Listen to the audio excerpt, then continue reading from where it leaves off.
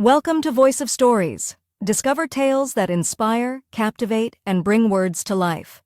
Subscribe for unforgettable stories. Roberto Morales, a 72-year-old widower, sat silently in his small room in Austin, Texas, staring out at the lively city below.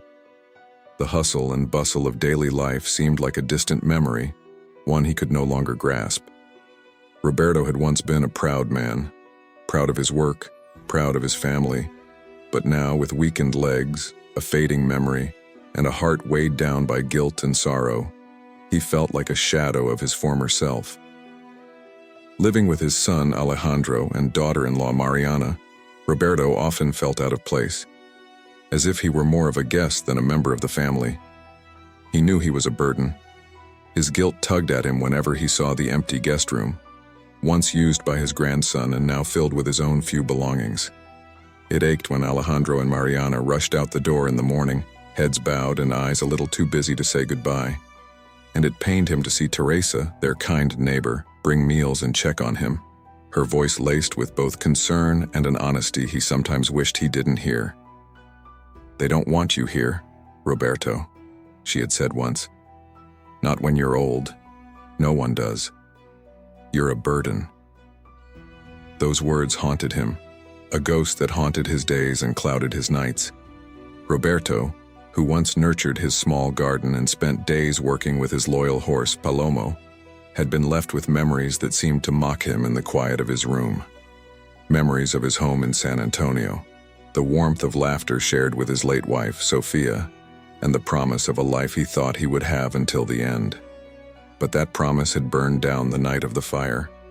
It was late when Roberto lit a candle during a blackout, worn out from harvesting potatoes in the field with Palomo. Exhaustion took him, and he dozed off on the sofa, unaware of the smoke that crept into the air. When he woke, he was in the hospital, his lungs raw and his body broken. He had survived, but everything that had meant something to him had been reduced to ash. The house was gone, Sofia's things, their cherished memories, even Palomo, lost in that night of flames. When Alejandro brought him to Austin, Roberto didn't just leave behind the physical house. He left behind a part of himself, a sense of identity he could never reclaim. And now, years later, he could feel that loss echoing in his chest every time he passed the empty, quiet rooms of their house. Alejandro and Mariana were good to him, but it was never enough. Alejandro worked long hours, and Mariana, despite her kindness, was caught up in the whirlwind of her own life. Roberto sat alone most days, the silence around him only broken by Teresa's visits and the occasional chirping of birds from the garden. The loneliness grew, gnawing at him, until one evening it reached a breaking point. He cornered Alejandro in the kitchen, the way he might have when Alejandro was a boy and needed direction. "Take me to a nursing home, son.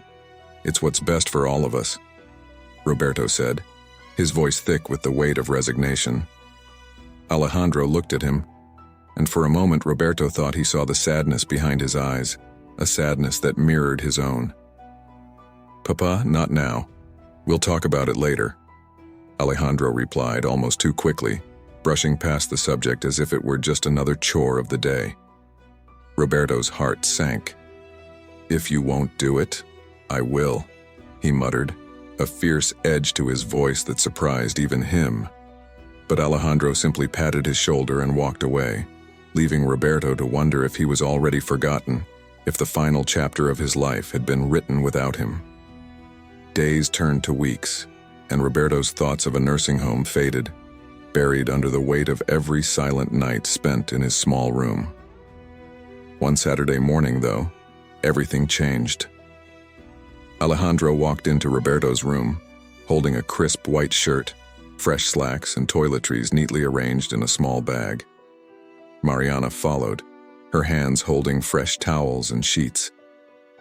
"Pack your things, Papa," Alejandro said, his voice warm, though Roberto couldn't read the emotion behind it.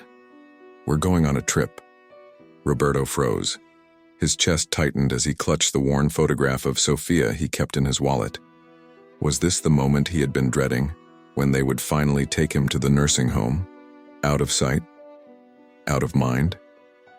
He felt a lump form in his throat as he nodded, too afraid to speak, his hands trembling as he packed his few clothes. He set Sophia's photograph on top, zipping the suitcase with a feeling that this was the last goodbye. The car ride was silent, punctuated only by the quiet hum of the engine. Roberto stared out the window, watching the city give way to rolling fields and tall, ancient oak trees. The world outside blurred, and he was taken back to San Antonio, to the days when he and Sofia would drive through these very roads, laughing and dreaming of their future. Alejandro didn't speak, his eyes fixed on the road. Mariana looked out the window, a small, secretive smile playing on her lips. Roberto's heart beat harder with each mile. Where were they taking him? A nursing home, far away from everything familiar? The thought brought a sting to his eyes, and he wiped them quickly, pretending he was fine. Finally, they reached a clearing. Alejandro slowed the car and stopped. He got out, walking to Roberto's side, and opened the door. Roberto stood on unsteady legs, heart pounding, and looked up, squinting against the bright sunlight. His breath caught as he realized what lay before him. It was his house. The house he thought had been lost forever, standing tall and proud, as if nothing had ever happened. The white paint gleamed, the porch railings were sturdy, the windows bright and welcoming. It was more than just a structure. It was the embodiment of his past, of all the love and hard work he and Sofia had poured into it. Tears welled in Roberto's eyes as Alejandro caught him just before his knees buckled. "Careful, Papa," he said softly, his own eyes glistening. Roberto took a shuddering breath, barely able to speak. What is this?" His voice trembled, a mix of disbelief and overwhelming emotion. Alejandro smiled, his voice thick with love. "Welcome home, Papa." Roberto's hands reached out to touch the freshly painted railing, the wood rough but familiar under his fingers. It was real. The memories of Sofia, the laughter of his son, the life they built together, all of it had returned. "Come inside," Alejandro urged, guiding Roberto to the porch. Mariana followed, her eyes shining with tears. Roberto stepped over the threshold, the door creaking open to reveal a home filled with warmth. The layout was familiar, but everything was new. Polished wooden floors, soft walls and warm tones, furniture that seemed to whisper of happier days. On the mantel, Roberto's eyes caught a framed photograph of him and Sofia on their wedding day. He reached out to touch it, tears streaming down his face. Memories flooded back, memories that had been almost forgotten.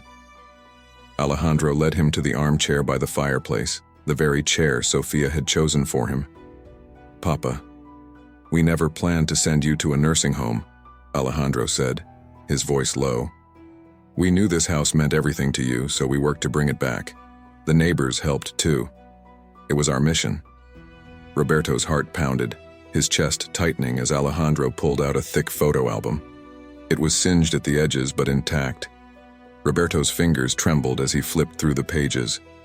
Old photographs of Sofia planting flowers, Alejandro's first steps, the garden that had once flourished. The scent of smoke still lingered in the pages, but the images were vibrant, alive. Before Roberto could fully process it, a sound caught his ear, a familiar whinny. His eyes widened, and he rushed to the door, heart hammering. Tied near the garden under the sun stood Palomo, his coat shining, mane brushed and proud. Roberto couldn't stop the tears as he ran to the old horse, throwing his arms around its neck. "You're here," Roberto whispered, voice cracking. "I thought I'd lost you too." Mariana stepped up behind Alejandro, smiling as Roberto reunited with Palomo. "We found him a few weeks after the fire," she explained. "He wandered into town. The neighbors cared for him until we could bring him back." Roberto stood in the garden, his arms around the horse, the house behind him, his family nearby. For the first time in years, he felt whole. It was more than just the house. It was a testament to love, sacrifice, and the family that refused to let go of him. Tears streamed down his face as he turned to Alejandro. "I thought I was a burden. but you showed me that I'm not." Alejandro reached out, squeezing his father's shoulder. "You're not a burden, Papa. You're the foundation of everything we've built." That evening, as the sun set and the sky turned pink and gold, Roberto sat on the porch, surrounded by the warmth of his family, the sound of Palomo's soft nicker filling the air. He held the photo album to his chest, Sophia's voice echoing in his mind. In that moment, he understood. This wasn't just a house. It was home. And it was his. With a grateful heart, he whispered into the cool night, "We're home, Palomo. And it's better than I ever imagined."